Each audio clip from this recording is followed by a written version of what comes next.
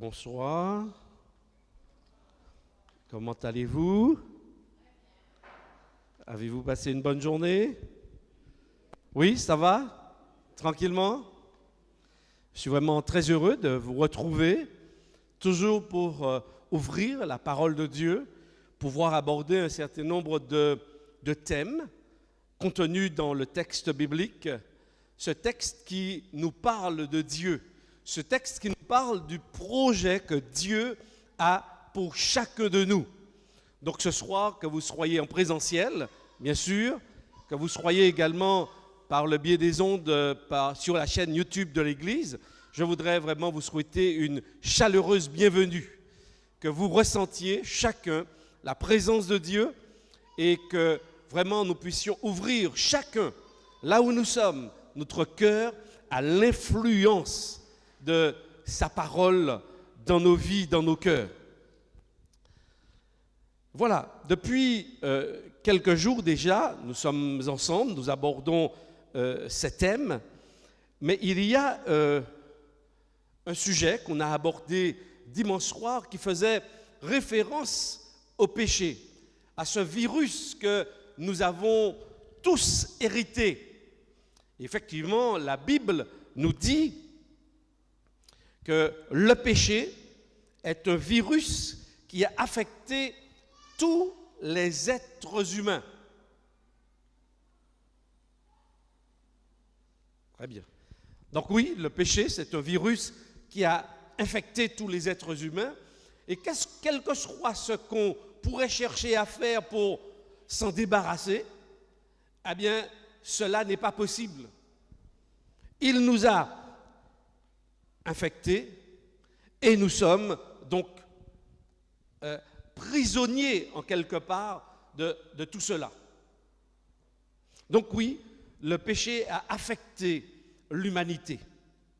Mais le péché également, lorsque nous étudions dans le texte biblique, nous observons qu'il est transmissible.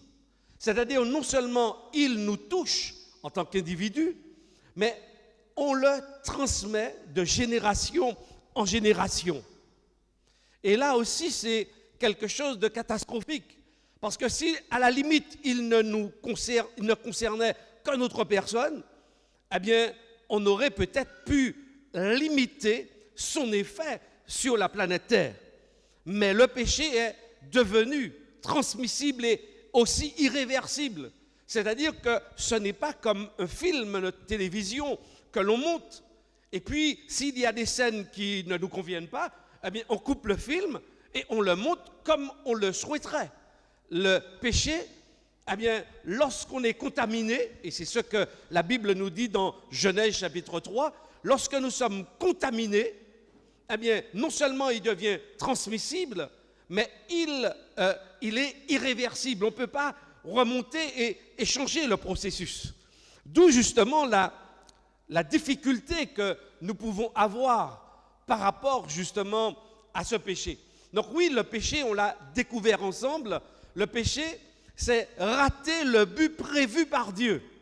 Donc Dieu, quand on lit le livre de la Genèse, on voit bien qu'il a un projet de vie pour les êtres humains. Mais malheureusement, on comprend que, eh bien oui, le péché, eh bien les hommes et femmes, Adam et Ève, eh bien ils vont rater l'objectif, ils vont rater le but. Deuxièmement, on voit que le péché, c'est aussi se placer sous la domination, sous l'autorité de notre être. Et c'est ce qu'on a découvert dans Genèse chapitre 3, lorsque justement l'homme et la femme ont écouté la voix du serpent. En écoutant la voix du serpent, ses conseils, ses orientations, eh bien, ces derniers se sont placés sous son autorité, sous sa domination. Donc effectivement, on voit que le péché nous oriente dans un sens par rapport aussi avec Dieu, puisque le péché, c'est se rebeller contre Dieu. Donc non seulement le péché, c'est rater le projet de Dieu, mais on voit aussi qu'il a un rapport avec Dieu. On se rebelle contre lui, mais on se place aussi, et c'est très important, sous la domination de quelqu'un d'autre. Alors certaines personnes, en m'écoutant par rapport à cela, pourraient se dire, oui, mais moi je n'ai jamais pactisé avec le diable. On connaît peut-être des êtres qui font des pactes, qui signent des choses avec leur sang et cet être, le diable. Moi, je n'ai jamais fait cela. Comment est-ce que vous pouvez dire que je suis sous son autorité?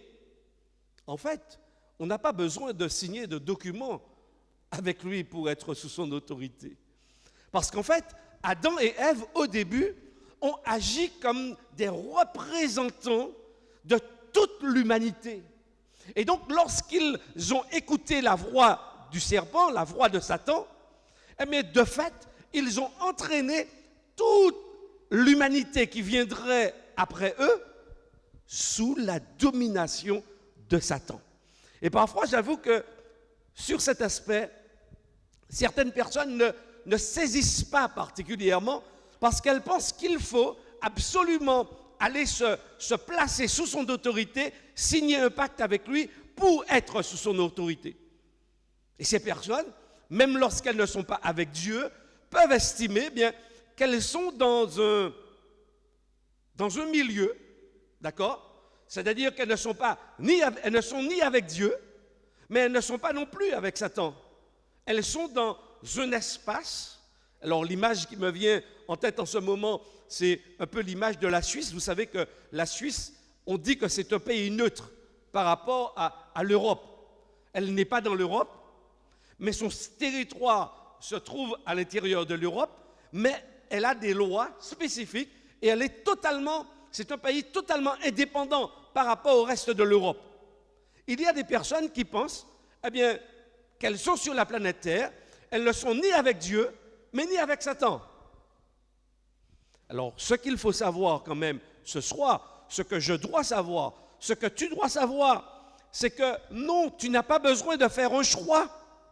De fait, notre naissance nous place d'emblée sous la domination et l'autorité de Satan. Pour en sortir, il faut faire un choix. Nous parlerons du choix une autre fois. Mais déjà, comprenons, et c'est extrêmement important pour toute la suite que nous voyons ensemble, de comprendre que le terrain neutre, d'un point de vue spirituel, par rapport à cette notion existentielle qu'est la vie, la mort, mais aussi le péché, la notion de neutralité n'existe pas.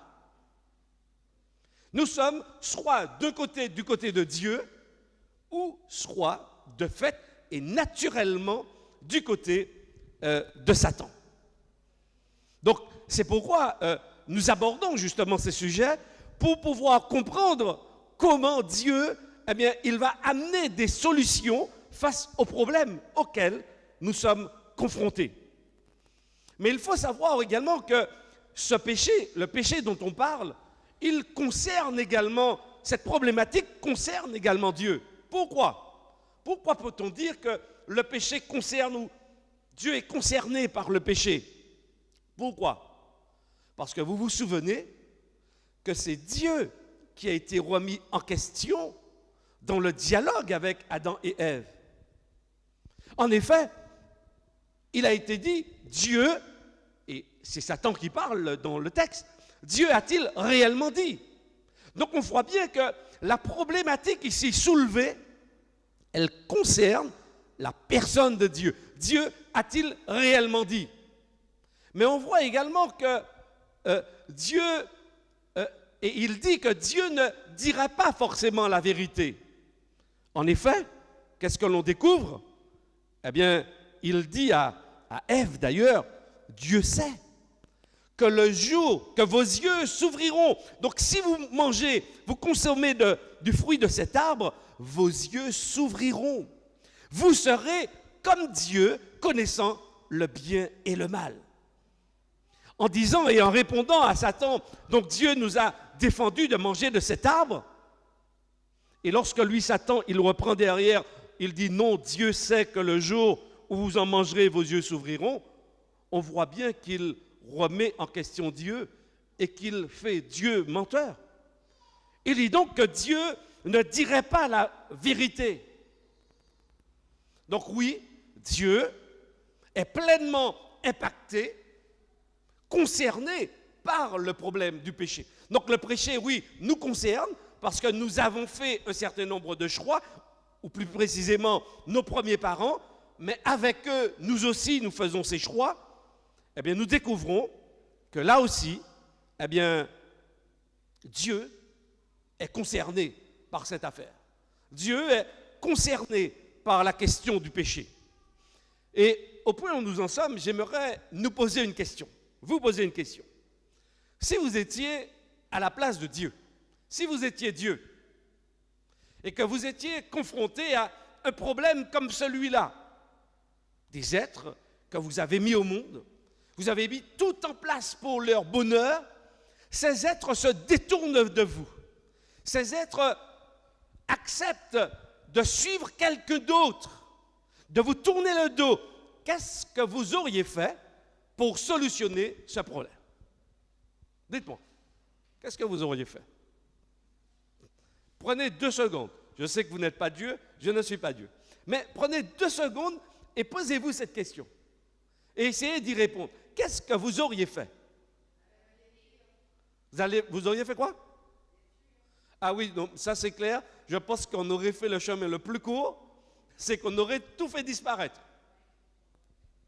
Qu'en pensez-vous? Oui, je pense que... Oui. On aurait éradiqué totalement cette nouvelle planète. Il n'y avait pas beaucoup de personnes sur la planète Terre. On les aurait fait disparaître.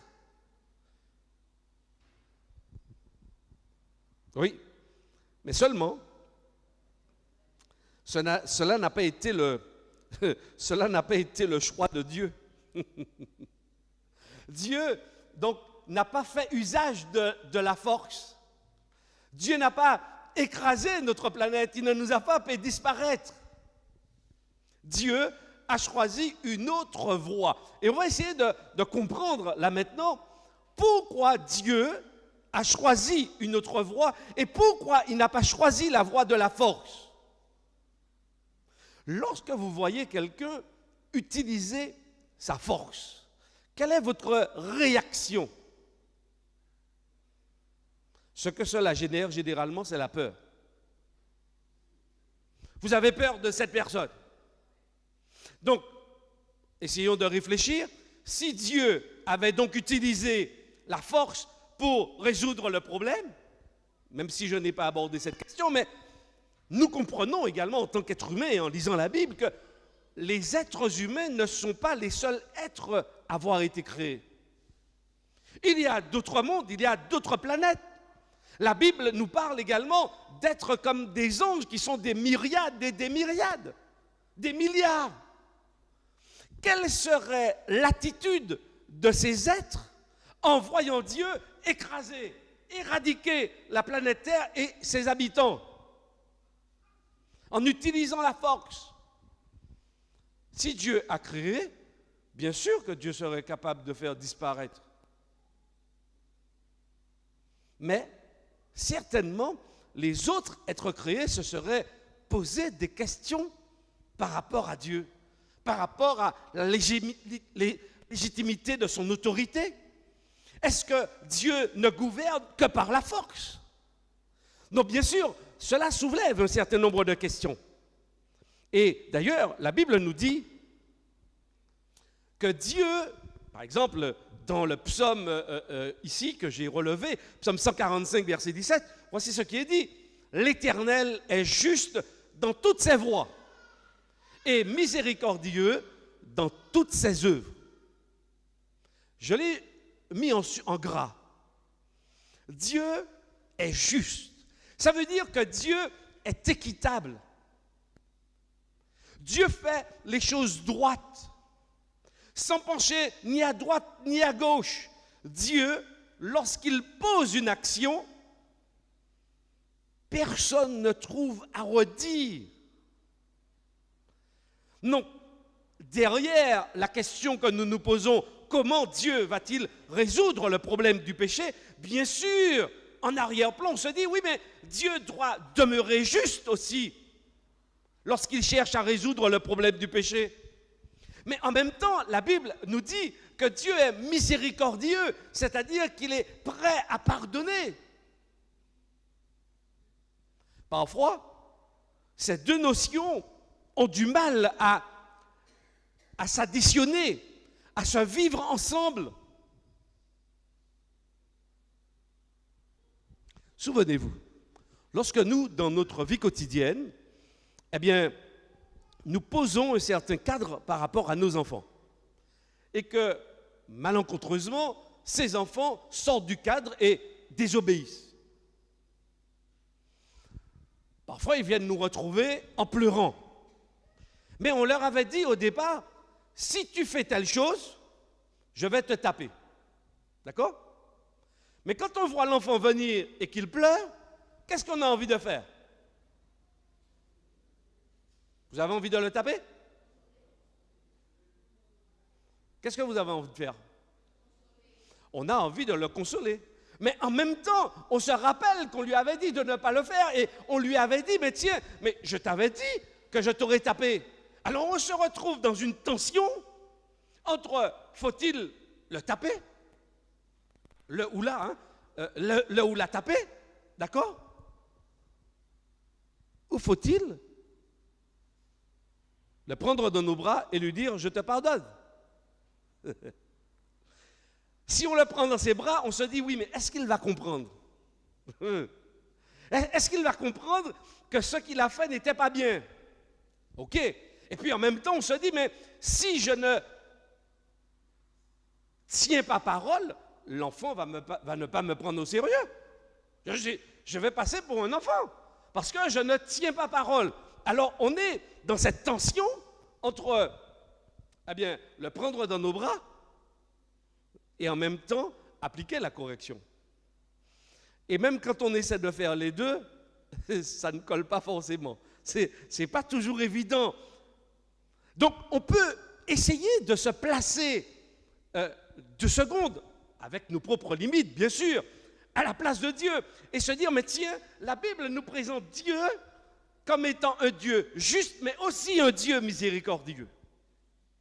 Donc, avec cet arrière-plan, on va essayer de répondre à notre question.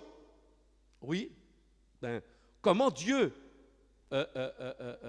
peut-il résoudre le problème du péché? D'accord? Donc comment Dieu peut-il le faire? Dieu avait dit, oui, mais tu ne mangeras pas du fruit de l'arbre de la connaissance du bien et du mal, car le jour où tu en mangeras, tu mourras.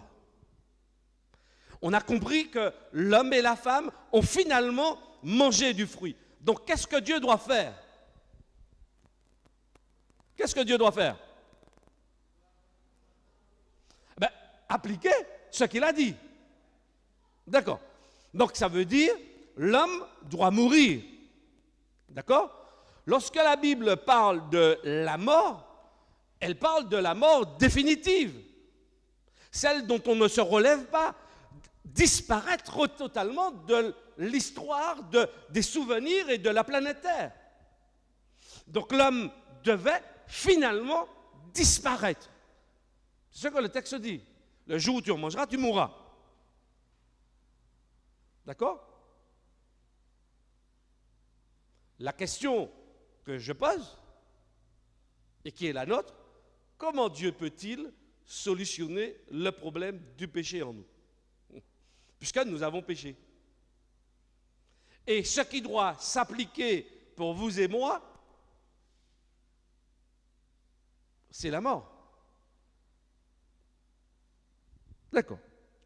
Alors vous me direz, oui, mais d'une certaine manière, elle s'applique puisque nous mourrons. On aura l'occasion d'aborder encore ces notions, des nuances. Parce que la Bible, avec le message d'espoir proposé par Dieu, la Bible apporte une solution par rapport au péché.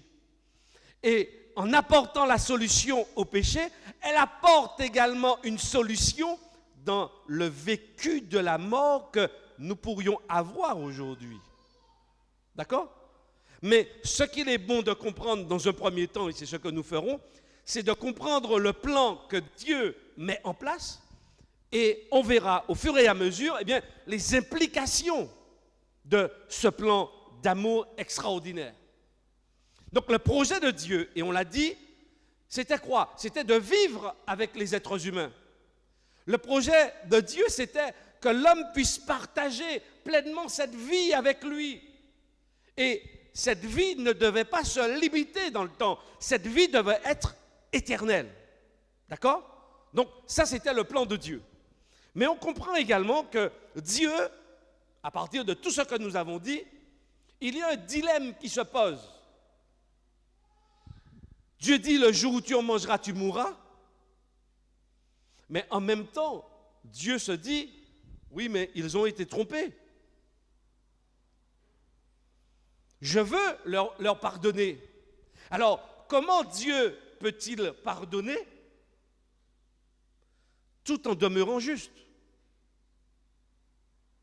Est-ce que nous comprenons? Comment Dieu peut-il pardonner quelqu'un à qui il a dit oui, le jour où tu en mangeras, tu mourras? D'accord? Mais en même temps, comment peut-il lui pardonner? C'est un dilemme devant lequel Dieu est placé et il faudra répondre à ce dilemme. Il lui faudra répondre à ce dilemme. S'il pardonne à l'homme, sa loi n'est pas respectée. Parce que pardonner, ce n'est pas effacer la loi. Est-ce que nous sommes d'accord? Si un policier, vous avez grillé un feu, il vous arrête, d'accord? Vous plaidez votre cause et ce jour-là, le gendarme, il vous dit, je vous fais grâce. Est-ce qu'il a enlevé le fait que vous ayez grillé le feu? Non, il n'a pas supprimé les feux. Il ne vous a pas dit non plus qu'il faut passer, parce qu'il vous fait grâce, il ne vous a pas dit qu'il faut passer maintenant à tous les feux rouges. Ce n'est pas ce qu'il dit. Donc effectivement, la question aussi pour Dieu, elle est là. Si je pardonne à l'homme, la loi n'est pas respectée. Elle est quand même, elle a été violée. Donc qu'est-ce qu'on fait par rapport à cette loi qui a été violée? Et s'il fait respecter sa loi, l'homme doit mourir. Donc disparaître à tout jamais. Et puis, l'un des troisièmes dilemmes que j'ai noté, c'est comment peut-il rester le souverain de l'univers s'il ne fait pas respecter les lois divines qui régissent cet univers? Si vous avez un souverain qui ne respecte pas les lois, il y a un problème, il y a un dysfonctionnement. Ça pose problème à tous les autres êtres qui sont créés. Et comment Dieu peut-il rester un Dieu de justice et de vérité? J'ai surtout posé des questions ce soir. Ce sont des questions, oui, que beaucoup de personnes, un certain nombre de personnes se posent parce qu'elles ne comprennent pas forcément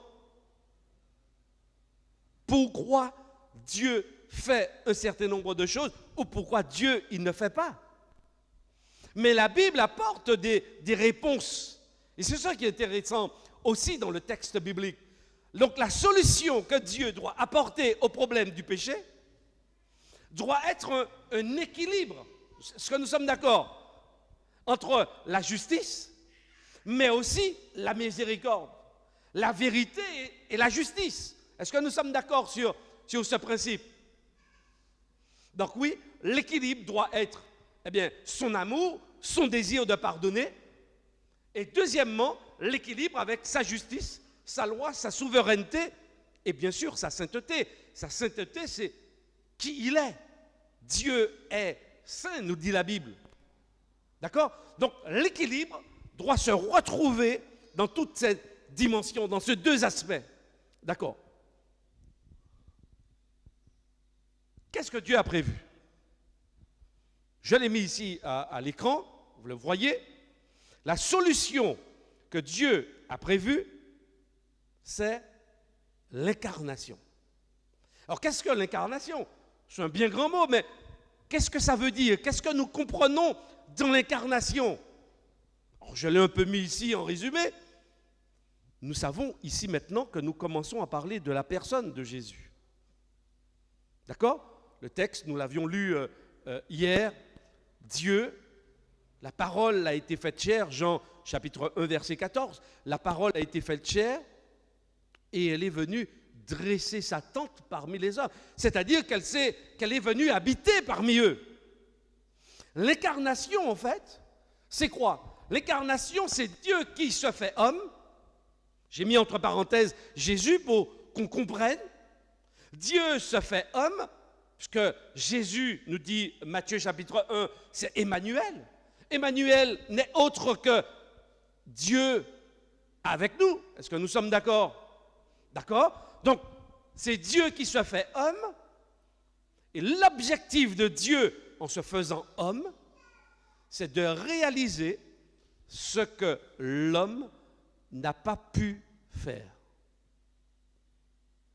L'objectif de l'incarnation de Dieu, c'est de faire pour l'homme ce qu'il est incapable et ce qu'il a été incapable de faire.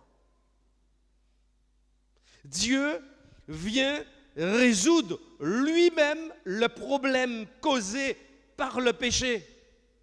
Parce qu'il est concerné, il est remis en question dans sa personne, dans son être, dans son autorité. Dieu est remis en question. Donc, l'homme ne peut pas résoudre le problème. Les anges ne peuvent pas résoudre le problème.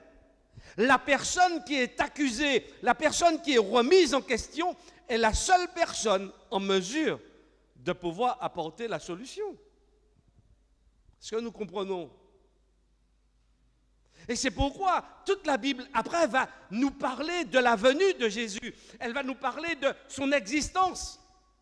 Et elle va affirmer par la suite que Jésus est bien venu, Emmanuel. Parce qu'en fait, on comprend que Jésus, et nous allons lire maintenant quelques autres textes, eh bien, Jésus est venu pour résoudre ce problème. Alors vous me direz, oui, mais comment Jésus peut-il résoudre le problème? Or, déjà, Dieu, dans sa pédagogie, nous préparait déjà à comprendre véritablement comment cela pouvait se faire. Alors, je l'ai mis ici avec un nom un peu barbare parfois, le Goël. Ce n'est pas dans notre vocabulaire français. C'est un mot à racine hébraïque, mais qui signifie quoi? C'est un concept qui est particulièrement, qui existait en Mésopotamie, qui existait en Canaan, mais qui existait et qui avait été mis en place également dans la juridiction du peuple d'Israël. Qu'est-ce que c'est que ce concept du Goël, qui est développé particulièrement dans Lévitique chapitre 25, à partir des versets 25 et suivants? C'est ce qu'on appelle, et dans nos Bibles on va trouver le droit de rachat. Le droit de rachat, c'est quoi? C'est dans la parenté, dans la filiation, si, par exemple, Eddie Michel vient à tomber en esclavage, si Eddie Michel perd sa maison, s'il perd son terrain, alors un proche parent, à partir du moment où il y a un lien de sang avec moi, ce n'est pas forcément mon père ou ma mère ou mes sœurs, ça peut être des parents très loin, des cousins, des cousines éloignés. Eh bien, cette personne peut se substituer à moi, d'accord? Et cette personne a la capacité de racheter les terrains pour moi. Pas pour elle, pour moi. C'est-à-dire que cette personne va me rétablir dans tous mes droits, tout ce que j'avais perdu. Eh bien, cette personne, ce proche parent, ce Goël, d'accord? Eh bien, cette personne elle va faire tout ce que moi je ne pouvais pas faire, elle le fait à ma place et elle me le donne en cadeau. C'est ça le droit de rachat. C'est ça le principe du Goël dans la Bible. Du proche parent. Et on le retrouve dans beaucoup d'histoires. Par exemple, dans l'histoire de Ruth et de Boz. Boz qui est un proche parent par rapport à la famille de Naomi. Eh bien, on voit qu'il va épouser la femme d'un cousin éloigné, d'accord, qui est mort. Et ce qui était encore plus important dans cette affaire, c'est que lorsque ce proche parent, par exemple dans le cas d'une veuve, eh bien, acceptait de se marier avec la veuve, le premier enfant de ce couple, eh bien, pouvait porter le nom du père défunt et hériter de tous ses biens. Donc c'est vrai qu'avec cette loi, Dieu permet donc à ce peuple, qui nous permet aussi de comprendre par la suite, eh bien, quel est le principe qu'il mettrait en place pour pouvoir venir à notre secours, pour pouvoir nous aider. Et donc nous comprenons pourquoi la réponse à la question, comment Dieu peut-il solutionner le problème? Eh bien, c'est l'incarnation. Parce que l'incarnation, avec l'incarnation, Jésus devient un proche parent de la race humaine. Donc il n'est pas que Dieu, mais il est aussi pleinement humain, et c'est ce que nous dit la Bible. Donc on comprend bien avec ce principe développé dans la Bible, avec ce concept, que Dieu annonçait déjà l'incarnation. Et hier, souvenez-vous, nous avons abordé Exode chapitre 3. On voyait justement Dieu qui disait à Moïse, « Je suis descendu pour délivrer mon peuple. Je suis descendu. » Alors c'est vrai que dans l'histoire, c'est Moïse qui sera le représentant de Dieu. Mais n'oubliez pas, je vous ai dit que cette petite histoire, c'est une petite histoire sur notre grande histoire. Elle ne parle pas seulement de l'histoire du peuple d'Israël en Égypte, esclave. Elle parle aussi de notre histoire qui nous rejoint aujourd'hui. Et quand on met le lien, on fait le lien, les ponts avec le Nouveau Testament, eh bien, on comprend parfaitement que Jésus, c'est lui qui est descendu. C'est lui notre proche parent. C'est lui notre Goël. Il est venu vivre parmi les hommes. Et la Bible nous dit dans Jean 3,16, c'est l'un des textes connus, Dieu a tant aimé le monde qu'il a donné son Fils unique afin que quiconque croit en lui ne périsse pas, mais ait la vie éternelle. Ce qui motive Dieu, le choix de Dieu, le choix de l'incarnation, c'est l'amour. Dieu vous a aimé, il m'a aimé, et le texte dit, il a aimé le monde. Quiconque sur cette planète Terre. Parce que Jésus devient, et on va le développer un petit peu plus vendredi soir, mais Jésus devient vraiment notre proche parent, notre représentant. Dieu a tellement aimé qu'il a donné. Dieu aime, alors il donne, et je dirais même qu'il se donne, Dieu. L'amour de Dieu n'est pas égocentrique, replié sur lui-même. Mais on découvre que l'amour de Dieu, eh bien, se partage. Dieu va donc témoigner de son amour pour vous et moi en se donnant, en s'incarnant, en venant vivre parmi les hommes. Et je dirais que ce don va l'amener à ce point culminant qu'est la croix du Calvaire. La croix du Calvaire, c'est le point culminant de l'amour, de la démonstration de l'amour de Dieu. Parce que Dieu, eh bien, n'a pas eu peur d'aller jusqu'à la mort de la croix, par amour pour vous et pour moi. Oui, Dieu l'a fait. Et la croix, donc, ouvre, bien sûr, eh bien, toutes les portes du pardon. C'est la croix qui ouvre les portes du pardon.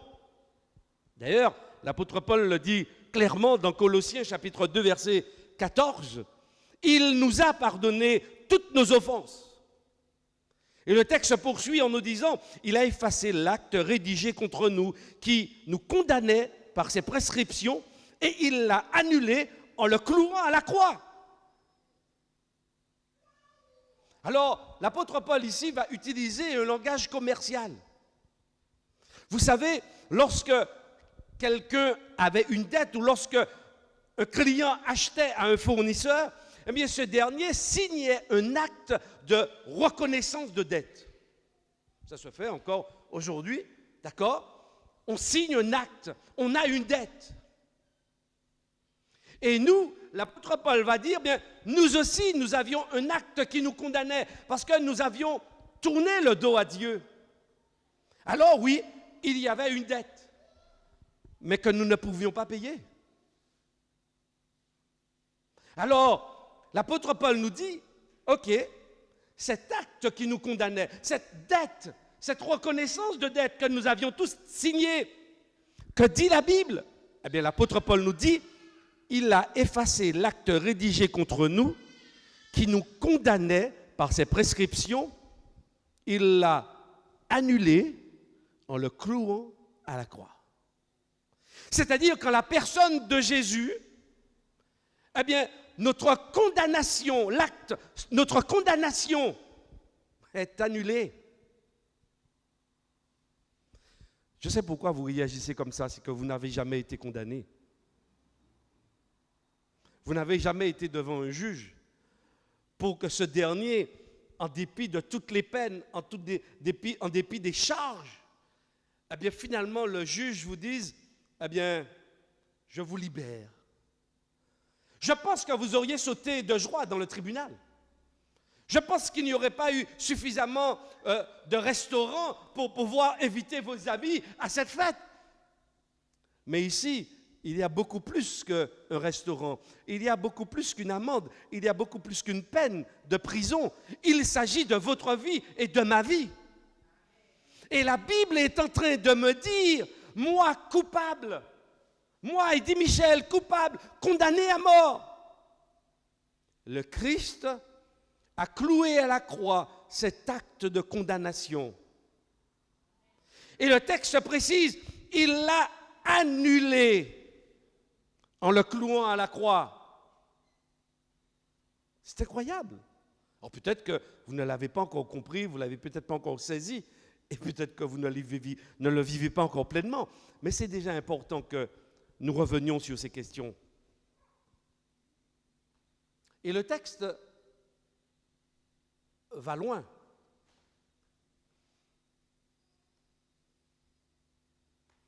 Le texte dit dans 1 Pierre, chapitre 2, verset 24,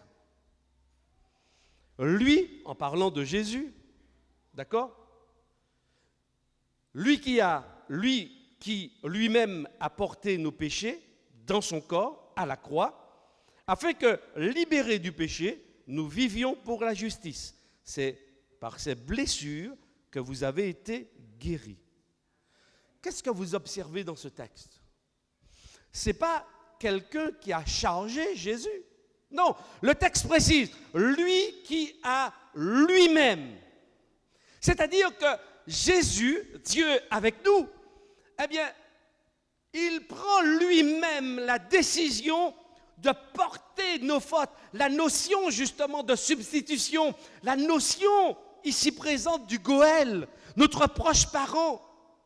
Il prend la dette qui était la nôtre, l'acte d'accusation, il prend tout ça sur lui, il répare tout et il nous renvoie libres.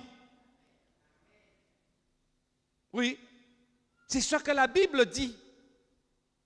Et c'est ce qui me permet de mieux comprendre le texte, car Dieu a tant aimé le monde. Cet amour de Dieu s'exprime justement jusqu'à porter nos péchés dans son corps à la croix. C'est une véritable substitution. Il prend la place du condamné, alors que la Bible précise que Jésus n'a jamais péché. Mais il prend volontairement, par amour pour vous et moi, eh bien, il prend cette orientation, il prend cette décision. Oui, Et la Bible poursuit en disant dans Colossiens 2,15, il a ainsi. Donc, lorsqu'il cloue cet acte, lorsqu'il l'annule, la Bible nous dit, il a ainsi dépouillé les dominations et les autorités et les a données publiquement en spectacle, en triomphant d'elles par la croix. Alors, non seulement Jésus fait quelque chose pour vous et moi, mais à la croix du Calvaire, il va dévoiler les actes, il va dévoiler la cruauté de Satan et de ses anges, de ses suppôts. Il va les mettre à nu. Il va montrer leur véritable visage. Et la Bible nous dit, oui, publiquement il le fait. Et publiquement, à la croix du Calvaire, Jésus va triompher de Satan sur la croix. Alors oui, la croix donc n'est pas la défaite de Dieu. Certains auraient pu se dire, oui, mais Jésus est mort. Mais c'est une défaite, la mort. Non, non, non, non. Pas dans le concept biblique.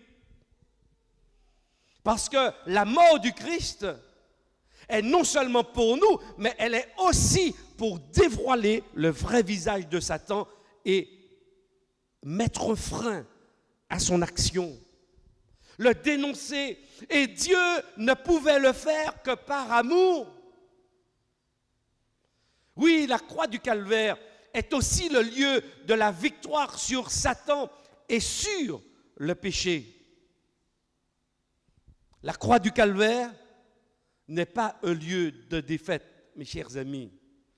Lorsque nous prêchons la croix, nous prêchons la libération, nous prêchons la victoire. Nous prêchons l'amour de Dieu qui est descendu jusqu'à nous, qui est descendu dans notre condition, qui est venu par amour pour vous, mais également pour moi. Est-ce que ce soir, vous aimeriez, ou qu'est-ce que vous aimeriez dire à Dieu par rapport à cette démonstration d'amour, par rapport à ce plan incroyable qu'il est venu mettre en place en personne? Est-ce que vous avez envie d'entrer dans ce projet avec Dieu? Est-ce que vous avez envie d'entrer dans ce plan avec Dieu? Mais je veux croire que oui. Si nous prêchons l'Évangile, c'est justement pour que Dieu attire notre attention sur ce plan d'amour. Il y a encore de l'espoir. Dieu a solutionné le problème du péché à la croix du Calvaire. Il l'a solutionné en s'incarnant et il l'a montré pleinement à la croix du Calvaire. Alors mes frères et sœurs, mes chers amis, vous qui m'écoutez, nous avons maintenant toutes les cartes en main pour pouvoir faire les meilleurs choix. Mais ce soir, je voudrais vous inviter à prier avec moi. Je vous invite à vous tenir debout. J'invite également les chantres à venir me rejoindre pour que nous puissions demander à Dieu de nous permettre encore de méditer, de mieux comprendre ce plan extraordinaire qui solutionne le problème du péché. Nous avons besoin de comprendre cela. Nous avons besoin de l'accueillir. Nous avons besoin de le vivre. Mais seul Dieu peut nous convaincre de ce message dans nos vies. Alors ce soir, je nous invite à déjà prendre cette orientation, de nous placer dans le projet de Dieu.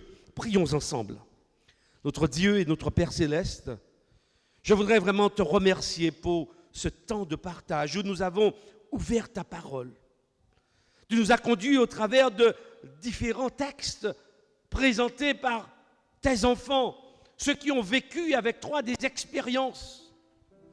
Et Seigneur, nous comprenons que en Jésus, tu as apporté la solution au péché. Pas une solution, mais la solution. Alors ce soir, je te prie pour que tu nous convainques, Que tu puisses conduire notre esprit à l'intime conviction que tu es la solution à nos problèmes. Tu es la solution au problème du péché qui détruit notre existence. Oh oui, notre Père, conduis-nous et maintiens-nous sur ce chemin avec toi. Si nous n'avons pas encore pris la décision d'être dans le projet de Jésus, alors aide-nous à prendre cette orientation ce soir. Viens dans nos cœurs, dirige-nous et amène-nous au pied de la croix de Jésus, car nous t'avons prié par ses mérites et pour ta seule gloire.